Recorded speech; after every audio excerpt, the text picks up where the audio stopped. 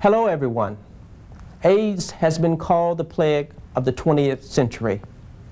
This disease does not discriminate. It strikes men, women, and children. This disease is a national tragedy. And I'm proud to say that the Department of Veterans Affairs is doing its part in providing care. We are the largest provider of treatment for AIDS patients in the United States. We have more than 300 research projects underway to help find a solution to this very complex problem. And we are committed to providing factual information to all of our employees about AIDS. Please watch this program carefully, and when it is over, talk about what you have seen with other employees.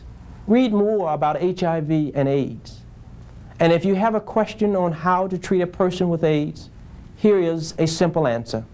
Just remember the golden rule and treat them as you yourself would like to be treated.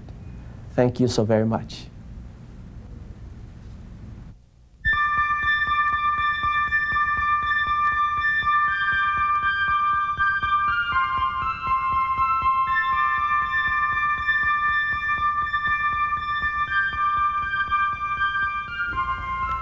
About 1 million Americans are now infected with the human immunodeficiency virus, HIV, the virus that causes AIDS.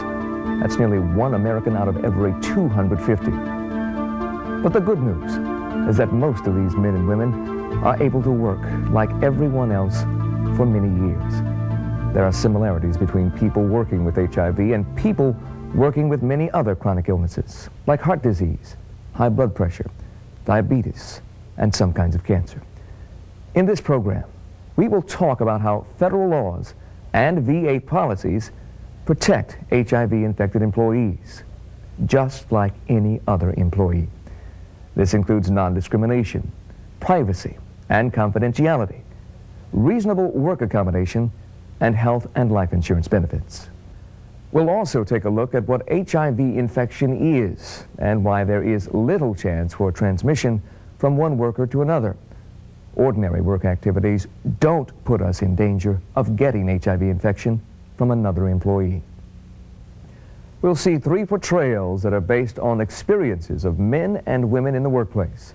You'll hear of their concerns about HIV and AIDS. They are people like you and me.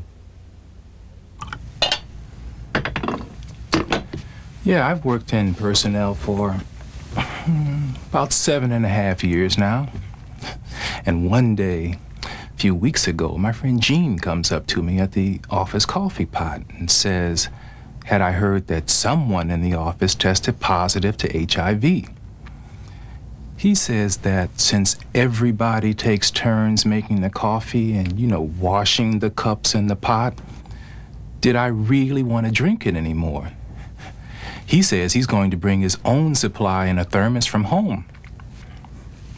I said, Gene, I really don't think that's how you get HIV. But the more I thought about it, the more I wondered, did I really have something to worry about?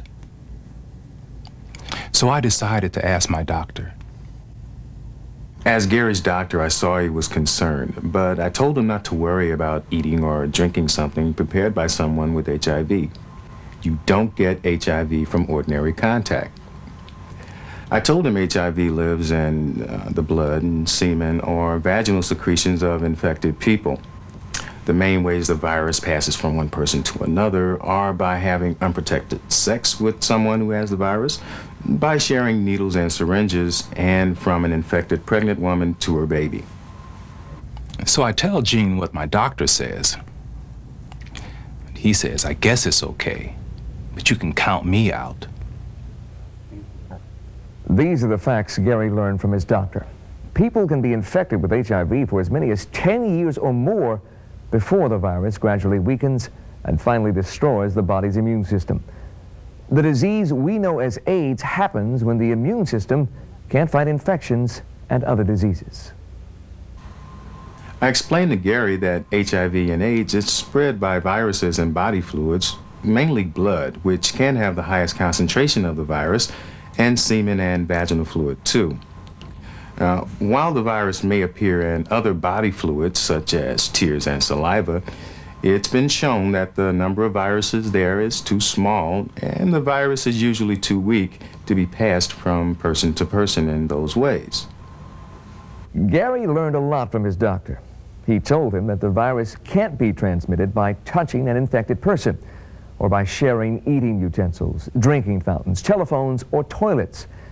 He also urged him to keep donating blood when the annual blood drive comes around. All the equipment they use on each donor is new and used only once.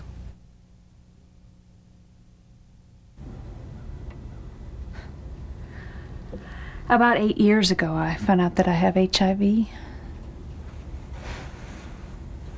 I just couldn't believe it. I felt like I'd been robbed my whole future. My hopes, my dreams. It's all gone. I guess I've been lucky, though. It wasn't until just last winter that I started getting sick. And now I get a lot of infections that really drag me down.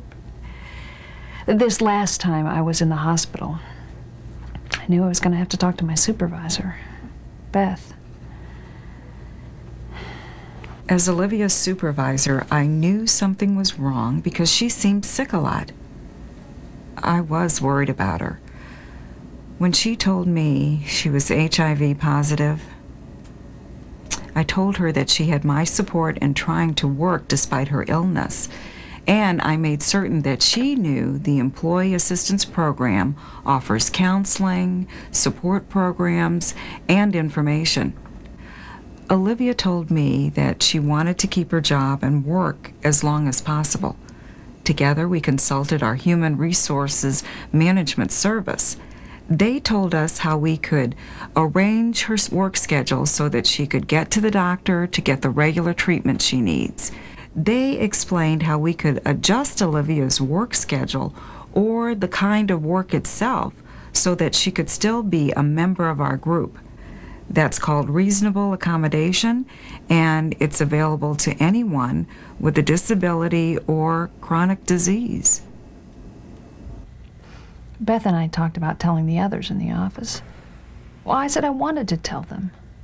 They'd seen a video and other materials on HIV and AIDS, and I was hopeful that everything would be okay. Even though they knew they weren't going to get infected by working with me, not everybody was okay. You know, I used to go to lunch, even dinner and a movie with Bonnie and Cheryl. I notice Bonnie won't even use my phone now. But most everybody was okay. And most of the time, I feel pretty good.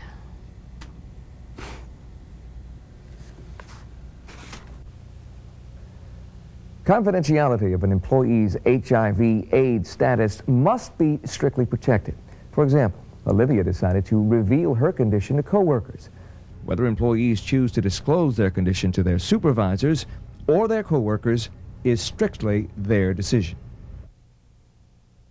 Workers like Olivia who have developed AIDS or who are HIV positive must be treated in the same way as any other employee with a chronic illness or disability. Laws which prohibit discrimination against people with disabilities also apply to employees with HIV or AIDS. Olivia was also worried about her sick leave and annual leave. She may request sick or annual leave or leave without pay in order to get medical care. She may also apply for the Voluntary Leave Transfer Program, which enables her fellow employees to donate leave to her. In addition, the Family and Medical Leave Act of 1993 entitles Olivia up to 12 weeks of unpaid leave in a 12-month period for personal or family medical emergencies. Under the Act, her job or an equivalent job is protected while she takes unpaid leave. Olivia can still participate in the Federal Employees Health Benefits Program and the Federal Employees Group Life Insurance Program. Her rights to insurance coverage are not changed simply due to her illness.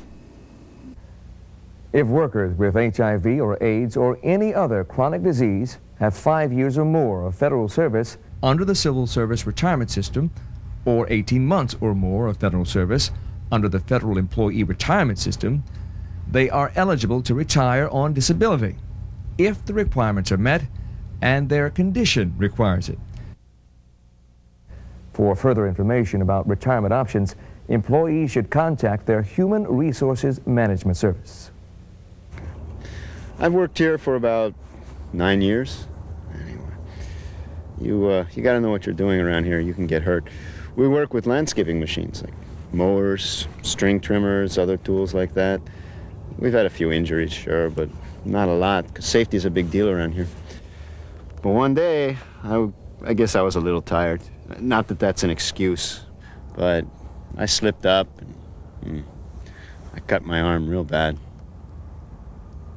Oh man, there was blood everywhere. Yeah, I was outside working with George and I heard him yelling for help. You know, we've all heard that you shouldn't touch blood with your bare hands. I looked around.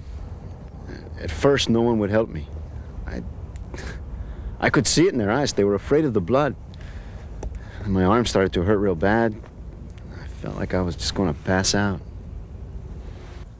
We've had training on first aid and using barriers and stuff like that. I grabbed a clean shop towel along with a first aid kit. I put on gloves, and then one of the other guys called for help. I had a few tense moments that day. Thank God Mike helped me. It is not possible to know if people are HIV positive or not by how they look. Those who are infected with the virus often look healthy, feel well, and are physically fit. Because we don't know who is infected with the virus and who is not, we must use correct first aid techniques when caring for anyone with a bleeding injury. Always protect yourself with barriers such as gloves.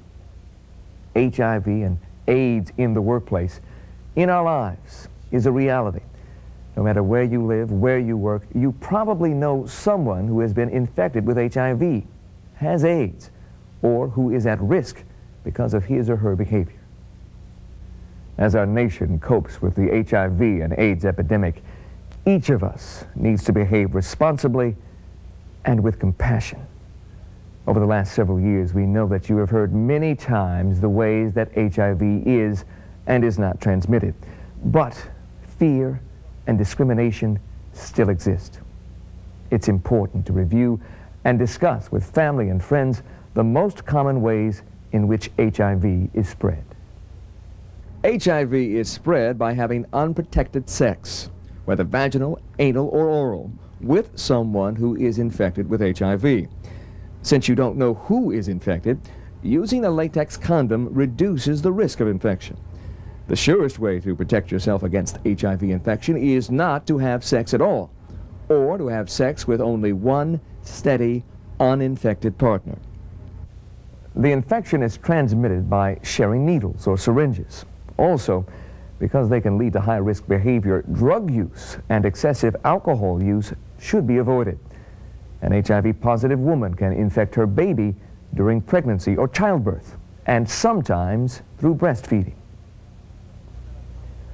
No matter how people get HIV or AIDS, we should offer our understanding, as we would to anyone with any other disease. With our support, our coworkers, friends, and family can work with dignity, not with fear, prejudice, and discrimination, but like any other employee.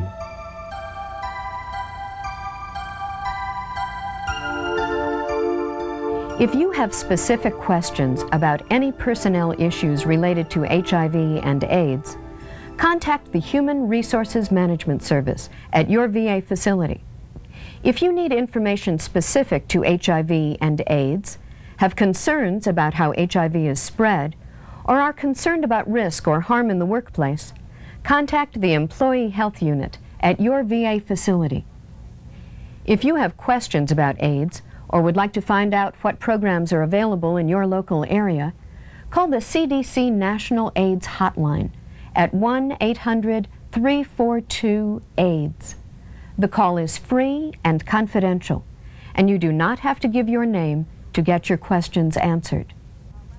Or write the CDC National AIDS Clearinghouse, Post Office Box 6003, Rockville, Maryland, 20849 6003.